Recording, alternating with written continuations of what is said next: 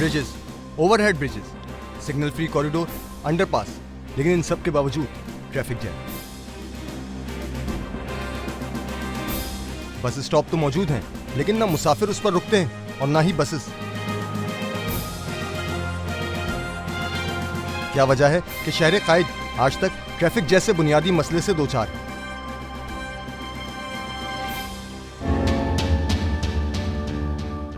गुज़िश्ता चंद सालों में पाकिस्तानी मीडिया ने जिस तेजी से तरक्की की है, इस पर जिस कदर रश किया जाए कम है। इस इनकलाबी तरक्की के बाइस न्यूज और करंट अफेयर्स प्रोग्राम ने प्राइम टाइम की जगह ली और साथ साथ निजी चैनल्स के दरमियान एक दूसरे को पीछे छोड़ने के लिए ब्रेकिंग न्यूज का जो कल्चर परवान चढ़ा, उसने मुस्बत के साथ साथ मनफी किरदार भी अदा किया।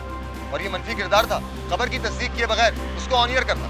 ऐसा ही मामला पिछले दिनों एक गैर मुल्की मैगजीन की दुनिया के बेहतरीन मेयर्स की रेटिंग के हवाले से हुआ, जिसमें शहर कायद आजम के नाजिम मुस्तफा कमाल को मेयर ऑफ द मोमेंट की फहरिस्त में शामिल किया गया, जबकि बाज निजी चैनल्स के मुताबिक उन्हें साल 2008 का दुनिया का दूसरा बेहतरीन नाजिम करार दिया गया। एक निजी चैनल ने यह खबर ब्रेक की और उसके बाद भीड़ चाल का सिलसिला चल निकला।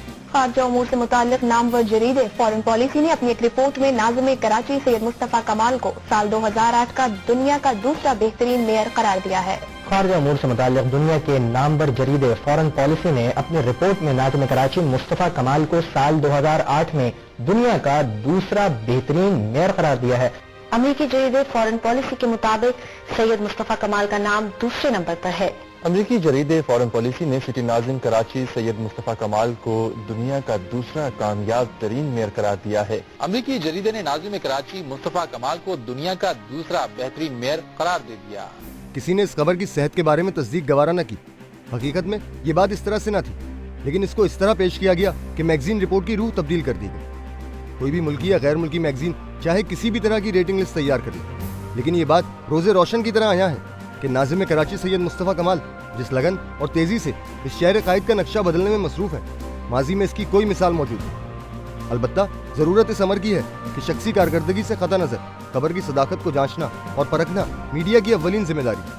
आज के इस एपिसोड में हम पाकिस्तान के माशी दारुल हुकूमत शहर कायद के उस पहलू पर रोशनी डालेंगे कि जिसकी वजह से शहरी हुकूमत की तमाम तर कारकर्दगी मान पड़ जाती है, और वो है सड़कों पर मौजूद तजावजात और उसके नतीजे में मुतासिर होने वाली ट्रैफिक की रवानी। शहरी हुकूमत की कारकर्दगी जिस कदर कराची में झलकती है, शायद ही मुल्क के किसी और शहर की मकामी हुकूमत इस दर्जे की कारकर्दगी का मुजाहरा कर सकी। लेकिन कानून शिकनी, उसूलों की खिलाफ वर्जी, मफाद आम्मा को रद्द करना और जाती अखराज मकासद को सर फहरिस्त रखना शायद हमारी फितरत सानिया है। तो वो कौन हटाएगा? ये देखें, ये भी यहीं पर रुक गई। अप्लाई कर रहे हैं ना, हम अभी जा रहे हैं ना आगे आगे। अच्छा, ये जो रोड तक आगे बंदे आके दुकानें खोल के बैठे हुए, ये किसकी जिम्मेदारी है हटाना? इसी की वजह से बसें यहीं पर खड़ी होना शुरू हो गई हैं।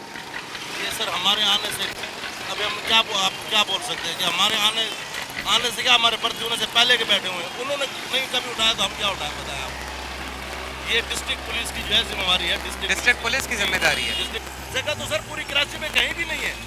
आप बताओ, पूरा सदर में प्रेस मार, लेकिन बसें जो यहाँ खड़ी होती हैं कम से कम उनको तो आगे कर सकते हैं। नहीं, खड़ी नहीं होती है। ये आती है, पैसेंजर उतारती है, चली जाती है। अगर ये 1 मिनट से ऊपर खड़ी हो जाए ना, हमारा बंदा पहुंच जाता है। नहीं तो वो 1 मिनट भी यहाँ पर क्यों खड़ा कर रहे हैं? बंदे उतरते चढ़ते ना सर, आगे उतर जाएंगे, चढ़ जाएंगे, पेट्रोल पंप के बाद उतर चढ़ जाएंगे। अमल होगा। सरकार, मेरी बात ये है, ठंडे दिमाग से जरा समझो, हमारा काम है चलान करना, ठीक है? मैं कसम का, इतने चलान इनके होते हैं ना, शायद शायद नादर किसी गाड़ी के होते हो। क्या कर सकते बताओ? इनको मार्गों को हम तो नहीं, हमारे अफसरान नहीं बोल सकते बगैर स्टाफ। ये बचपन से लेके बोले ये तंदनी कहानी बिगड़ी, ये आवे का आवा बिगड़ा हुआ है। कहाँ स्टॉप होगा वहाँ ये नहीं खड़े होंगे बगैर। ये बस स्टॉप तो नहीं है जहाँ आप खड़े हुए? जी हाँ, ये मतलब रोड है, एक मजदूरी के लिए हर आदमी खड़ा के लिए यहाँ खड़े होना सही है, जायज़ है? नहीं, जहाज तो नहीं, बस आते आते पैसेंजर मिल के उठा के हम लोग चले जाते हैं। तो जो से पहले ट्रैफिक जैम होता है उसका जिम्मेदार कौन है? नहीं, ट्रैफिक तो खैर जब जाम होती है हम लोग निकल जाते हैं यहाँ से। अभी तो पीछे हालत आपको नजर आ रही है ट्रैफिक की? जी हाँ।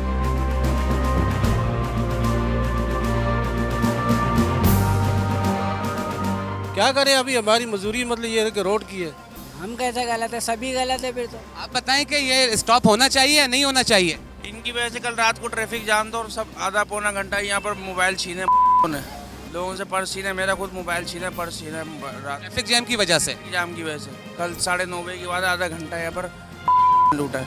अपने इर्द गिर्द नजर डालें तो इस फितरत सानिया के एक से बढ़कर एक नज़ारे दिखते हैं। और इसका एक नमूना है सड़कों के किनारे खड़े ठेले, पथारे, केबिन, बसों के बेतरतीब स्टॉप, सड़कों के किनारे मौजूद बस अड्डे और डबल पार्किंग। इस सब की वजह से एक तरफ तो रोड की चौड़ाई मुतासिर होती है, इसके साथ साथ ट्रैफिक की रवानी में खलल और सुबह शाम ट्रैफिक जाम मामूल की बात है, जिसके नतीजे में लोग कई कई घंटे सड़कों पर गुजार देते हैं और अगर कोई ज़रूरी काम से जा रहा हो तो उसका पाए तकमील तक पहुंचना नामुमकिन हो जाता है। इंक्रोचमेंट का तो बहुत असर पड़ता है। आपको पता है जैसे अभी ठेले होते हैं और दूसरी कैबिन से बना लेते हैं, फुटपाथ पर कोई और चीज़ें लगा लेते हैं, ये तो उसकी वजह से तो काफ़ी होता है। लोग फुटपाथ में नहीं चलते, सड़क पे चलते हैं, गाड़ियों गलत पार्किंगें हो जाती हैं या सड़क के पर कोई ना कोई उन्होंने अपना गलत पार्किंग करके चले गए हैं, उसके खिलाफ भी मुहिम चल रही है। इसमें लोगों को ये चाहिए कि अगर कोई इलीगल अगर कोई किसी ने कैबिन लगा रखे हैं या कोई रोड इनक्रोच कर रखी है तो उनकी भी हौसला शिकनी करें कि उनसे जो है किसी किस्म की जो है वो परचेजिंग भी जो है वो ना की जाए। कराची के मरकजी बाजार सदर में जिस कदर तजावुजात और ट्रैफिक जैम होता है, इसकी मिसाल शहर के किसी और इलाके में नहीं मिलती। कभी कभी रस्मी कार्रवाइयाँ होती हैं, लेकिन अगले ही दिन ये तजावुजात अपनी पूरी आबोताब के साथ फिर से बाजार की रौनक और थाना और ट्रैफिक पुलिस की आमदन में इजाफा करती हैं।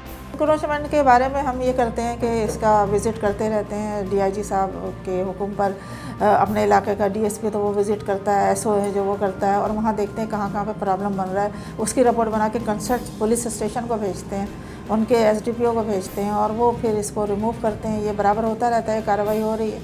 सिटी गवर्नमेंट वाले भी आते हैं, वो भी काफ़ी उनको जमन के सिलसिले में उन्होंने काफ़ी काम किया है, लेकिन ये बार बार हो जाता है। कंसर्न जो पुलिस स्टेशन है उसकी जिम्मेदारी, सिटी गवर्नमेंट की जिम्मेदारी है, ट्रैफिक पुलिस का ये है कि उसकी ये जिम्मेदारी है कि वो इसको रिपोर्ट बना के आगे भेजें, कंसर्ट को भेजें कि हमारे लिए प्रॉब्लम बन रहा है और ये इसको रिमूव किया जाए। सदर बाजार के तमाम इलाके इन तजावुजात की जद में हैं और अगर कहीं तजावुजात नहीं हैं तो वहाँ मेन रोड के किनारे गाड़ियों की पार्किंग और कहीं कहीं डबल पार्किंग से ट्रैफिक की रवानी शदीद मुतासिर होती है, पर मौके पर मौजूद ट्रैफिक पुलिस एहलकार कोई कार्रवाई नहीं करते। तो यानी आप लोग कुछ नहीं कर सकते?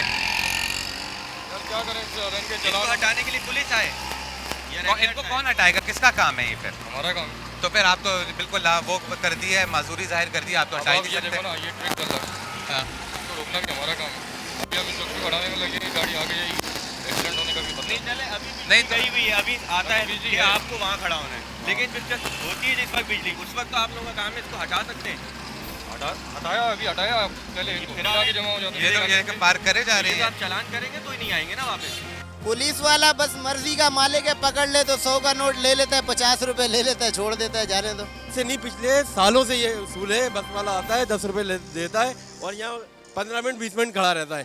डीजल इतना महंगा है, पूरा नहीं होता तो थोड़ा जाम करना पड़ता है, और क्या करें। ये वैगन वाला ये 15 मिनट खड़ा होगा, 10 उसके पीछे एक और। भत्ता किसको देते हैं? ये वही पुलिस ले रही है और कौन ले रहा है? बेनकाब